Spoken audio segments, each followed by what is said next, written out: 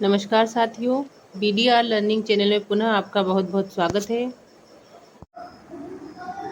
Bridge course सत्र 2025-26 अंतर्गत इस वीडियो में हम गणित विषय की कार्य पुस्तिका के अध्याय 11 जिसका नाम है ज्यामितीय आकृतियों की समझ, इस पाठ के हम हल देखने वाले हैं। यदि आप पिछले पाठों के हल देखना चाहते हैं तो आप हमारे चैनल की प्लेलिस्ट में जाकर देख सकते हैं। साथ ही यदि आप हिंदी एवं अंग्रेजी विषय के ब्रिज कोर्स के सभी यूनिट्स के जो सॉल्यूशन देखना चाहते हैं आपको हमारे चैनल की प्लेलिस्ट पर उपलब्ध हो जाएंगे। चलिए शुरू करते हैं पाठ। विद्यार्थियों, पिछले पाठ में हमने सीखा विभिन्न प्रकार के ज्यामितीय उपकरण और उनका प्रयोग, और इस पाठ में हम सीखने वाले हैं ज्यामितीय आकृतियों की समझ। आपने इन आकृतियों को तो देखा ही होगा। जो गोले के रूप में होती है इसे वृत्त कहा जाता है, ये वर्ग कहलाता है, इसे आयत कहते हैं और इसे त्रिभुज कहा जाता है। ज्यामितीय आकृतियाँ गणित की एक शाखा होती है जो आकृतियाँ वस्तुओं के आकार और स्थान का वर्णन करने में हमारी मदद करती है। ये विभिन्न प्रकार के बिंदुओं, रेखाओं से मिलकर बनी होती है। सबसे पहला प्रश्न इस कार्यपत्र का एक का दिया हुआ है हमारे सामने कि परिवेश से रेखाखंडों के 4 उदाहरण लीजिए। सबसे पहले आपको समझना है रेखा और रेखाखंड किसे कहा जाता है। तो रेखा एक सीधी सरल रेखा होती है जो दोनों दिशाओं में अनिश्चित काल तक फैली हुई होती है, यानी कि इसके कोई निश्चित बिंदु नहीं होते, ये कितनी ही लंबी हो सकती है। जबकि रेखाखंड किसी रेखा का एक निश्चित हिस्सा होता है, इसके 2 निश्चित बिंदु होते हैं और इसे मापा जा सकता है। ये रेखा का ही एक अंश होता है, इसलिए इसे रेखाखंड कहा जाता है। तो अब आप रेखा और रेखाखंड में अंतर समझ गए होंगे। आपका प्रश्न दिया गया है परिवेश से रेखाखंडों के 4 उदाहरण लिखिए। आपको 4 ऐसे वस्तुओं के नाम लिखना है अपने आसपास की जिसमें रेखाखंड हो। तो हम लिख सकते हैं टेबल का किनारा। आपने देखा होगा टेबल के जो साइड होते हैं, जो कॉर्नर होते हैं, वो एक रेखा के रूप में ही होते हैं। जिस प्रकार ये देख रहे हैं आप कॉर्नर इस किताब का, ये एक रेखाखंड के रूप में है। तो अब हम लिख सकते हैं टेबल का किनारा। दूसरे में हम लिख सकते हैं किताब का किनारा। आप देख रहे हैं इस किताब के जो बाउंड्री है वो एक रेखाखंड के रूप में है।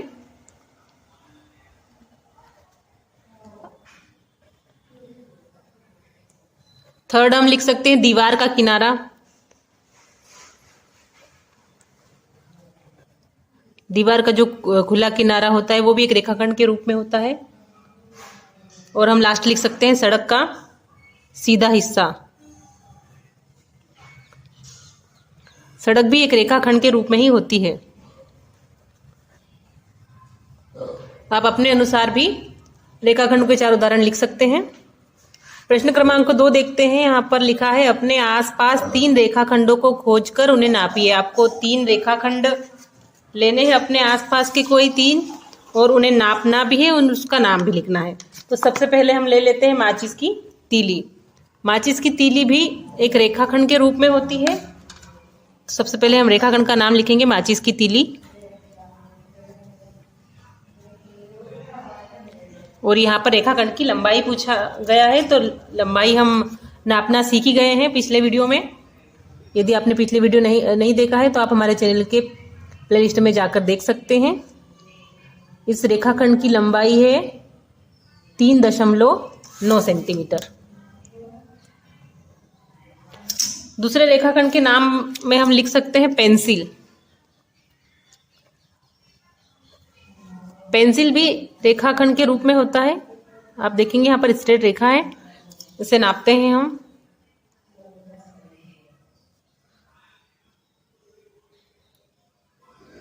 सात 7.2 सेंटीमीटर इसकी लंबाई है, 7.2 सेंटीमीटर। लास्ट में हम रेखाखंड के रूप में लिख सकते हैं मोबाइल का किनारा।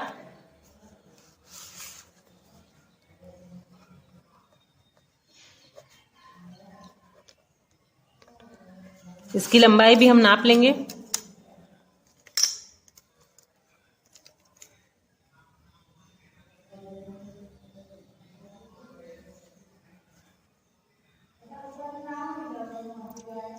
पंद्रह और 15.8 सेंटीमीटर। आप अपने अनुसार किसी भी रेखाखंड को लिख सकते हैं, जो भी आपके आसपास उपलब्ध हो, और उसकी लंबाई भी आप नाप कर यहाँ पर चेंज कर सकते हैं। प्रश्न क्रमांक 3 में आपको कुछ बिंदु दिए गए हैं और प्रश्न पूछा गया है, ऊपर बॉक्स में बने किन्हीं दो बिंदुओं को मिलाकर रेखाखंड बनाइए तथा उसकी लंबाई ज्ञात कीजिए। अब आपको इन बिंदुओं से अपनी इच्छा अनुसार कोई भी रेखाखंड बनाना है और उसकी लंबाई भी आपको लिखना है। तो चलिए पहला रेखाखंड हम बनाते हैं। पहले बिंदुओं को मिलाकर हम रेखाखंड का निर्माण करते हैं, उसके बाद हम उसकी लंबाई देखेंगे। यहाँ तक हमने इस बिंदु को मिलाकर रेखाखंड बनाया है। अब इसकी लंबाई यहाँ 0 से रखते हुए, 0 बिंदु पर रखते हुए, जहाँ पर ये बिंदु हमारा खत्म होता है वहाँ पर हम देखेंगे 6.3। रेखाखंड 1 हमने बनाया है, इसकी लंबाई है 6.3 सेंटीमीटर। अगला हम बना देते हैं इन दो बिंदुओं को मिलाकर, और इसका नाम देंगे हम रेखाखंड 2। इसकी लंबाई नापेंगे 0 से लगाकर, ये 1 सेंटीमीटर का है। रेखाखंड 1, रेखाखंड 2। तीसरा रेखाखंड हम इन दो बिंदुओं को मिलाकर बनाएंगे। इसकी लंबाई नापेंगे 0 पर रखते हुए 1.9 सेंटीमीटर।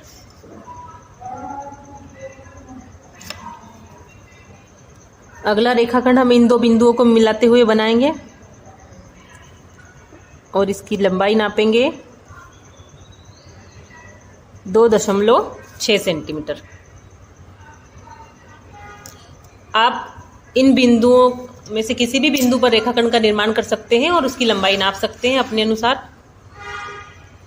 कार्यपत्रक 2 में दिया गया है, आपको दिए गए चित्र अनुसार खुली या बंद आकृति लिखिए। आपको कुछ आकृतियां दी गई है और आपको इसमें खुली और बंद आकृतियों को बताना है कि कौन सी आकृति खुली है और कौन सी आकृति बंद है। तो पहले आप खुली आकृति और बंद आकृति को समझ लीजिए। हम एक आकृति लेते हैं ये, और एक आकृति हम ले लेते हैं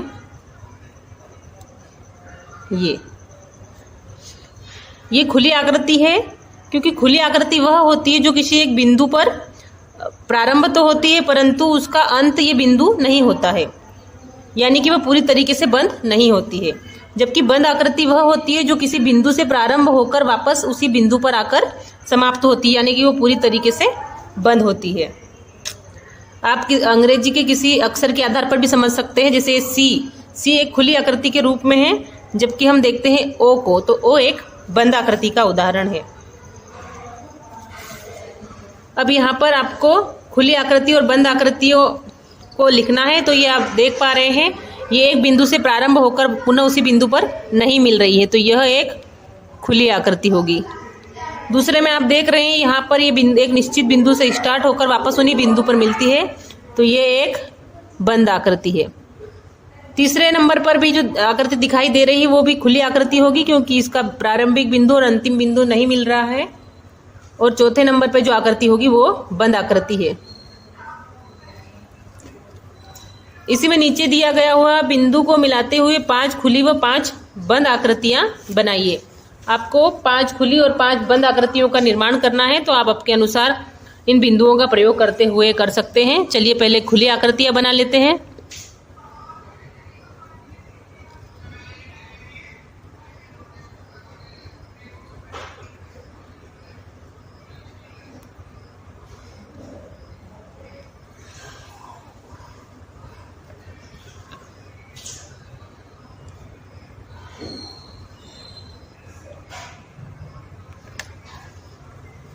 ये 4 बन गई है और ये 5वीं।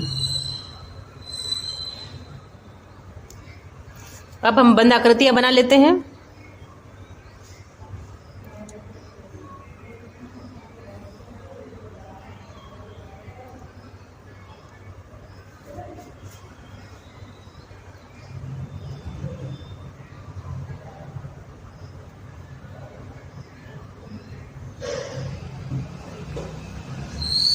ये हमने 5 खुली आकृतियां और 5 बंद आकृतियों का निर्माण कर लिया है। आप बिंदुओं का प्रयोग करके अपने इच्छानुसार आकृतियां बना सकते हैं।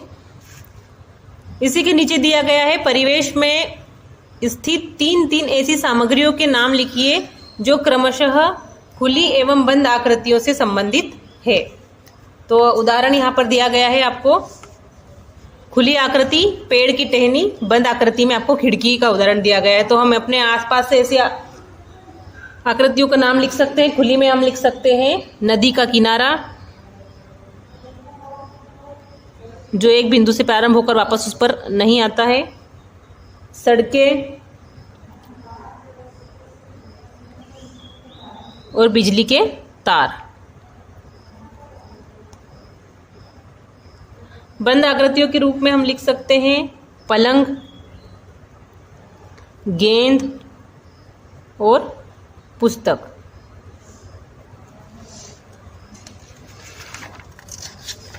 कार्यपत्रक 3 को देखते हैं। इसमें आपको दिया गया है दिए गए चित्र में आपको कोण कहाँ पर बनते हुए देख रहे हैं, किन्हीं 5 का नाम अंकित करके लिखिए। कोण हम पिछले पाठ में समझ चुके हैं, जहां पर एक निश्चित एंगल बनता है, जहां पर 2 रेखाएं मिलकर एक कोण का निर्माण करती है, उसे कोण कहा जाता है। जिस स्थान पर 2 रेखाएं मिलती है, ये यहाँ पर हम कोण देख पा रहे हैं। ऐसे ही हमें पता करना है कि इस साइकिल में कहाँ पर कोण बन रहे हैं, कौन कौन से हिस्सों में इसके कोण बन रहे हैं। तो सबसे पहले हम देखेंगे पेडल और फ्रैंक के बीच। यहाँ पर पेडल और फ्रैंक के बीच आप देख पा रहे होंगे यहाँ पर 180 डिग्री का एक कोण बन रहा है। तो यहाँ पर हम लिख देंगे पेडल और फ्रैंक के बीच।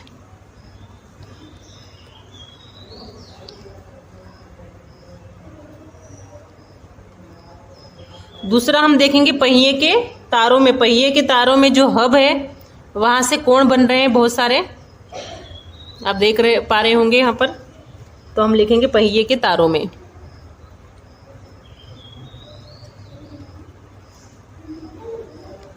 थर्ड हम लिखेंगे सीट ट्यूब पर। सीट के नीचे जो ट्यूब जा रहा है वहां पर भी एक कोण का निर्माण हो रहा है।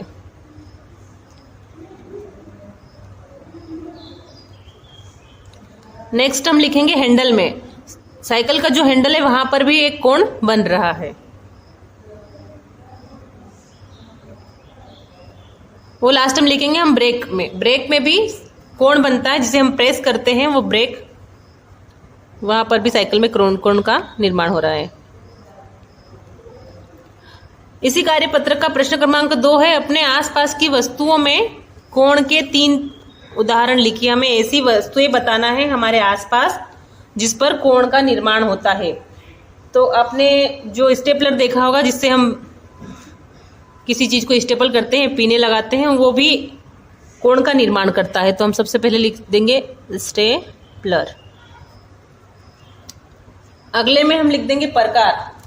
कल हमने प्रकार के प्रयोग देखे थे। प्रकार में आप देखते हैं ये एक कोण का निर्माण करता है।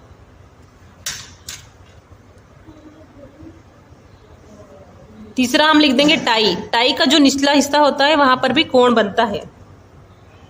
फोर्थ हम लिख देंगे स्लेट का कोना। आपने स्लेट देखी, उसके कोने पर 90 डिग्री का कोण बनता है।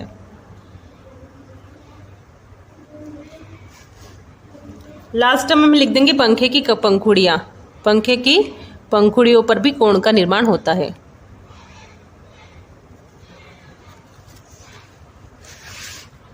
बढ़ते हैं अगले कार्यपत्रक की तरफ। कार्यपत्रक 4, जिसमें दिया गया है उप अवधारणा में त्रिभुजाकार, चतुर्भुजाकार, वृत्ताकार आकृतियां।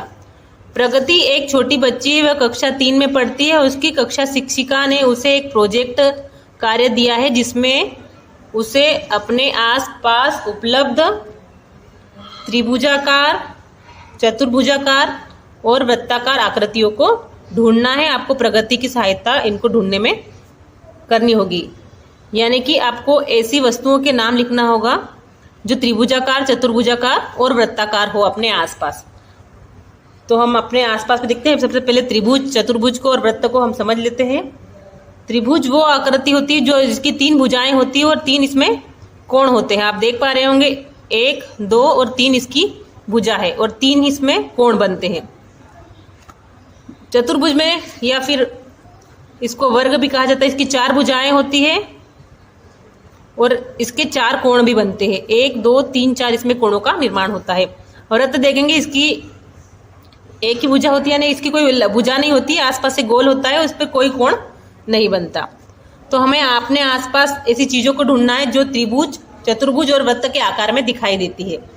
तो सबसे पहले त्रिभुज के रूप में यहाँ पर एक एग्जाम्पल दिया हुआ है पराठा। दूसरे में हम लिख सकते हैं पिज्जा का टुकड़ा। पिज्जा को जब कट किया जाता है तो उसका टुकड़ा जो बनता है वो त्रिभुजाकार का ही बनता है। अगले में हम लिख सकते हैं समोसा। समोसे का आकार भी त्रिभुजाकार होता है। लास्ट वाले में हम लिख सकते हैं ट्रैफिक सिग्नल। ट्रैफिक सिग्नल का जो बोर्ड होता है वो भी त्रिभुजाकार का ही होता है। चतुर्भुजाकार में हम लिख सकते हैं ब्रेड, बॉक्स, टाइले, जो हमारे घर पर फर्श लगा होता है वो भी चतुर्भुजाकार में होता है। वो लास्ट में हम लिख सकते हैं शतरंज का बोर्ड। शतरंज जो हम खेलते हैं उसका बोर्ड भी चतुर्भुजाकार ही होता है, उसकी 4 भुजाएं होती है। वृत्त के जैसे दिखाई देने वाले सामान में हम लिख सकते हैं बटन जो कि गोल होता है, रोटी, पहिया और थाली। आप अपने अनुसार भी चीजों को लिख सकते हैं जो भी आपके आसपास उपलब्ध हो। कार्यपत्रक 5 में उप अवधारणा दी गई है, नाप नाप के देखें। नीचे कुछ त्रिभुज बने हैं, इनके कोणों और भुजाओं को क्रमशः चांदे और स्केल से मापकर नीचे दी गई सारणी में इनकी मापों को भरें। आपको यहाँ पर 3 त्रिभुज दिए गए हैं, अ ब स द। इन तीनों त्रिभुजों के कोणों और भुजाओं को आपको नापना है। कोण 2 भुजाओं से मिलकर जो बनता है उसे कोण कहते हैं, और भुजाएं तो आप जानते हैं आसपास की जो रेखाखंड होते हैं उनको भुजाएं कहा जाता है। तो आपको चांदे की सहायता से कोणों को भी मापना है और स्केल की सहायता से इन भुजाओं को भी नापना है, और जो प्रश्न यहाँ पर दिए गए हैं उनको हमें कंप्लीट करना है। तो सबसे पहले हम कोण नाप लेते हैं। कोण नापने के लिए आपको मैंने तरीका पिछले वीडियो में बता ही दिया था। ये जो यहाँ पर बिंदु होता है, यहाँ पर हम कोण को रखते हैं, चांदे को, और इस रेखा को इस रेखा से, चांदे वाली रेखा से मिलान करते हैं, और फिर ये जो किरण जाती है वहाँ पर हम देखते हैं 40 पर ये किरण जा रही है, तो ये कोण बन रहा है 40 डिग्री का। इस तरफ भी हम देखते हैं, ये रेखा को मिलाने पर ये जो कोण, ये किरण जा रही है, ये भी 40 पर जा रही है, ये भी कोण 40 डिग्री का बनेगा। और इधर इसको नापेंगे इस रेखा को मिलाते हुए, तो हम देखेंगे ये कोण बन रहा है 100 डिग्री का, ये कोण बन रहा है।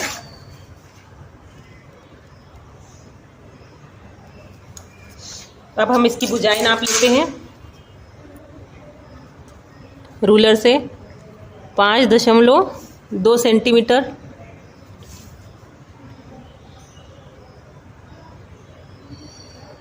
3.5 सेंटीमीटर, और ये वाली भुजा है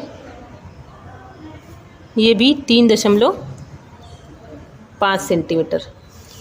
अब यहाँ पर प्रश्न में देखते हैं क्या पूछा जा रहा है। यहाँ पर पूछा जा रहा है त्रिभुज के कोणों की माप 40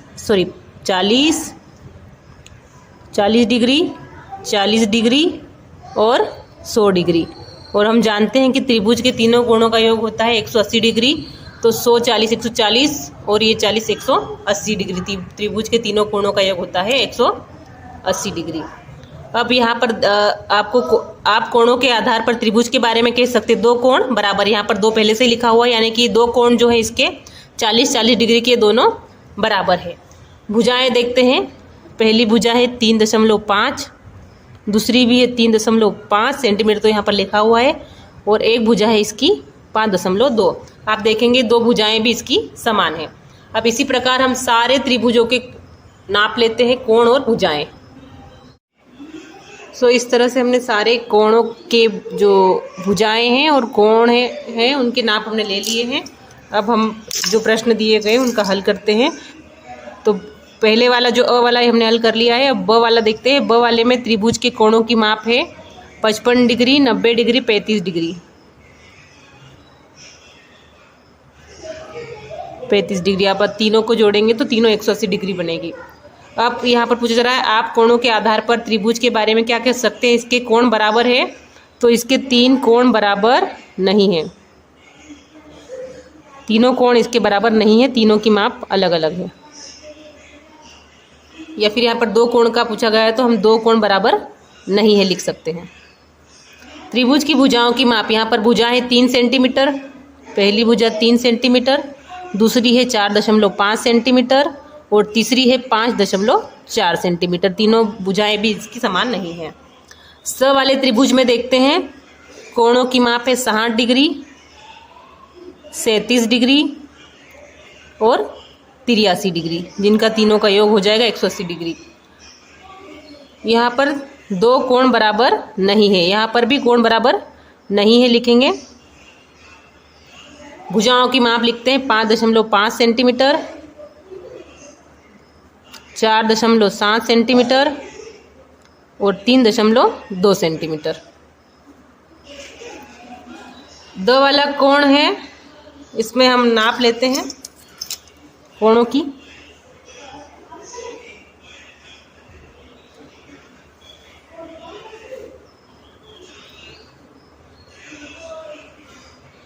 पहला कोण है 50 डिग्री का, सॉरी ये वाला कोण 50 डिग्री का है।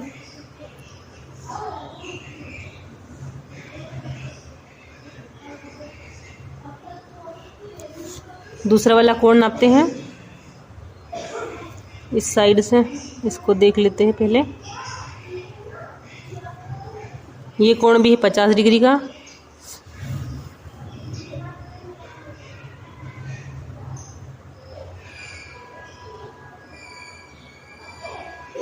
और ये कोण है 80 डिग्री का। 50 डिग्री, 50 डिग्री और 80 डिग्री, तीनों मिलाकर 180 डिग्री। तो यहाँ पर हम देख पा रहे हैं इसके जो 2 कोण हैं वो 50-50 डिग्री के हैं, यानी कि 2 कोण बराबर है। इसकी भुजाएं हम देखेंगे 3.5 सेंटीमीटर, 4.3 सेंटीमीटर और 3.5 सेंटीमीटर, यानी 2 भुजाओं की लंबाई भी इसकी समान है। कार्यपत्रक 6 में है दिए निर्देशानुसार बिंदुओं को मिलाकर आकृति बनाइए। आपको यहाँ पर बिंदु दिए गए हैं और इन्हीं के आधार पर नीचे प्रश्न बने हुए हैं। हम प्रश्नों को पढ़ते हैं और बिंदुओं को मिलाते हैं। यहाँ पर दिया गया है ए बी सी बिंदुओं को मिलाकर बंद आकृति बनाइए, इसमें रंग भरें। हम ए को मिलाते हैं बी से और बी को मिलाते हैं सी से, और बंद आकृति बनाना है तो वापस ए को सी से मिलाते हैं। अब यहाँ पर पूछा गया है इसमें रिक्त स्थान भुजाएं, रिक्त स्थान कोण है। यहाँ पर भुजाएं देखते हैं हम 1 2 3 भुजाएं हैं, और कोण देखते हैं 1 2 और 3 कोण हैं। इस आकृति में हमने 3 भुजाएं और 3 कोण देखा है और हमने लिख दिया है। दूसरा दिया गया है डी ई एफ जी बिंदुओं को मिलाकर बंद आकृति बनाएं, इसमें रंग भरिए। अब इन आकृतियों में आपको रंग भी भरना है। डी को मिलाना है ई से, ई को मिलाना है एफ से, एफ को मिलाना है जी से, और जी को वापस डी से मिलाना है क्योंकि बंद आकृति बनाना है। और अब यहाँ पर पूछा गया है इसमें कितनी भुजाएं कितने कोण हैं, तो 1 2 3 4 भुजाएं हैं और 1 2 3 4 इसमें कोण हैं। तीसरा है एच आई जे के एल बिंदुओं को मिलाकर बंद आकृति बनाएं और इसमें रंग भरें। एच को मिलाना है आई से, आई को जे से, जे को के से, के को एल से, और बंद आकृति बनाना है इसलिए एल को मिलाना है पुनः एच से।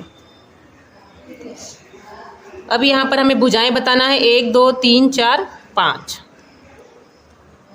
5 भुजाएं और कोण है 1 2 3 4 5 कोण। चौथा दिया गया है M N O P Q R बिंदुओं को मिलाकर आकृति बनाइए। एम को मिलाना है एन से, एन को ओ से, ओ को पी से, पी को क्यू से और क्यू को आर से, और बंद आकृति बनाना है तो हम एम पर इसे बंद कर देंगे। अब इसमें भुजाएं गिनते हैं 1 2 3 4 5 6 भुजाएं, और कोण है 1 2 3 4 5 6 कोण है। अब निष्कर्ष रूप में हम देख पा रहे हैं कि जितने बिंदु थे उतनी ही भुजाओं का निर्माण हुआ और उतने ही कोण बने हैं। बंद आकृति में। और ये हमने 4 आकृतियों का निर्माण किया। आपको इन चारों आकृतियों में रंग भी भरना है। अब हमने इस पाठ में क्या सीखा उसका अधिगम परीक्षण देखते हैं। प्रश्न पूछा गया है, प्रश्न क्रमांक 1, अपने आसपास की ऐसी कोई 2 आकृतियां लिखिए जो कोण प्रदर्शित करती हैं। ये हमने पहले करा था। इसमें अब हमें पुनः ऐसी आकृतियों को लिखना है जिसमें कोण बनते हैं। तो हम लिख सकते हैं कैंची, जो हमारे आसपास कैंची होती है उसमें कोण बनते हैं। दूसरे में हम लिख सकते हैं घड़ी के कांटे, घड़ी के कांटे कोण का निर्माण करते हैं।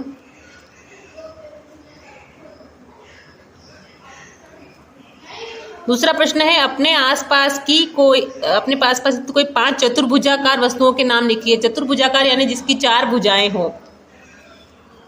हम देखते हैं किताब की भी 4 भुजाएं होती है। 1 2 3 4, बंद किताब हो या खुली किताब हो 4 भुजाएं इसमें होगी। ब्लैक बोर्ड लिख सकते हैं, जो हमारे स्कूल में श्याम पट होता है उसकी भी 4 भुजाएं होती, चतुर्भुजाकार आकृति के रूप में होता है। थर्ड में हम लिख सकते हैं टीवी की स्क्रीन, टीवी की जो हमारी स्क्रीन होती है वो भी चतुर्भुजाकार होती है। फोटो की फ्रेम भी 4 भुजाओं के रूप में होती है। और लास्ट में हम लिख सकते हैं न्यूज़पेपर।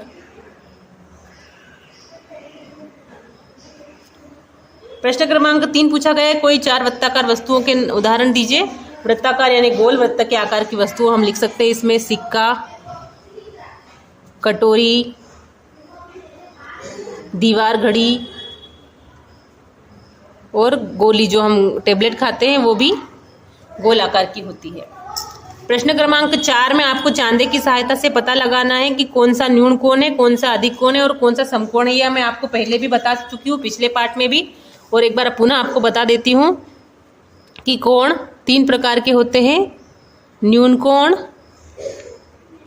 अधिक कोण और समकोण।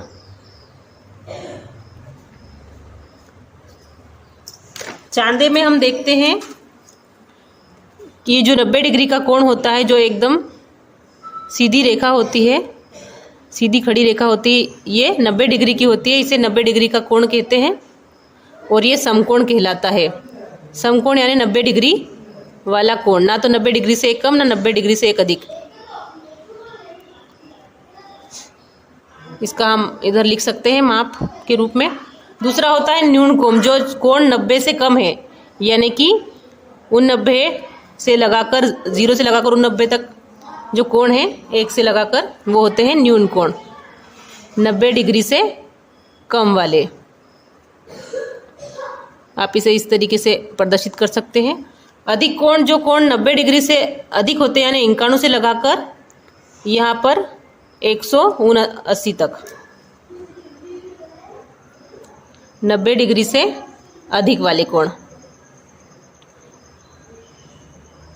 अधिक कोण कहलाते हैं।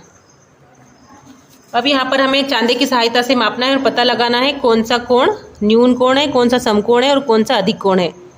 तो हम नापते हैं। पहला वाला कोण जो कि 90 पे जा रहा है, ये है एक समकोण।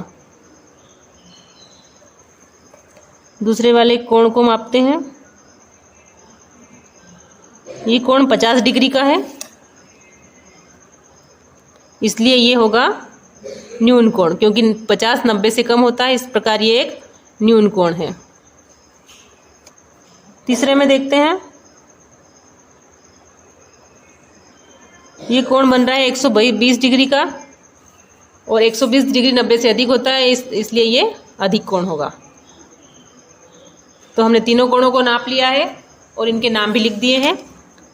अगले प्रश्न में त्रिभुजाकार आकृति बनाकर कलर एवं छायांकित करना है। आपको त्रिभुजाकार आकृति बनानी है त्रिभुज की, और या तो इसमें आप कलर कर सकते हैं या इसे छायांकित, यानी कि इसमें पेंसिल से आप ऐसे निशान भी बना सकते हैं। तो आप इसमें कलर भी कर सकते हैं और इसमें निशान भी बना सकते हैं। तो दोस्तों, यदि वीडियो आपको अच्छा लगा हो तो आप वीडियो को लाइक करें, अपने सभी दोस्तों तक वीडियो को शेयर करें। चैनल पर नए हैं तो चैनल को सब्सक्राइब कर लें, क्योंकि इसी प्रकार के एजुकेशनल वीडियो आपको हमारे चैनल पर समय समय पर उपलब्ध होते रहेंगे। मिलते हैं नेक्स्ट वीडियो में। Thank you.